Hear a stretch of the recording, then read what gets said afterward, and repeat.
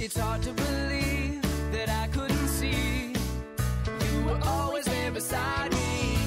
Thought I was alone with no one to hold. I've always volunteered. It's something that was very important to me growing up. My mom made sure that I was a contributor in my community. So I volunteered on the weekends at a shelter for abused and neglected young people.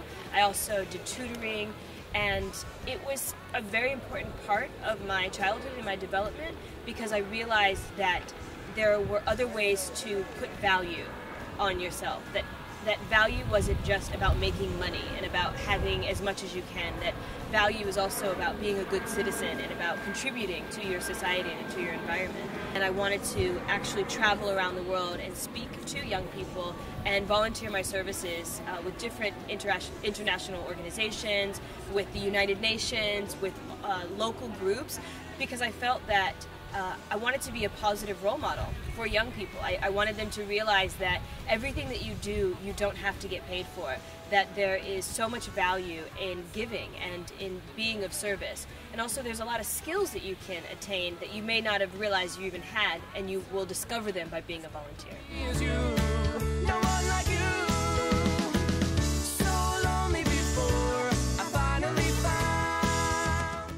I think it's really important for people to take volunteerism seriously, to not look at it kind of like something you sort of do on the side, but to actually give it value and to realize that there are many skills, many great ideas and innovations have actually come from volunteers. And volunteering isn't always just putting a nail in a hammer. It's lending your time and giving of yourself in a way, but there's always should be an exchange. There's something that you take away from it that makes you feel great, but also is something that can be used later on for employment or to educate yourself in some way as well.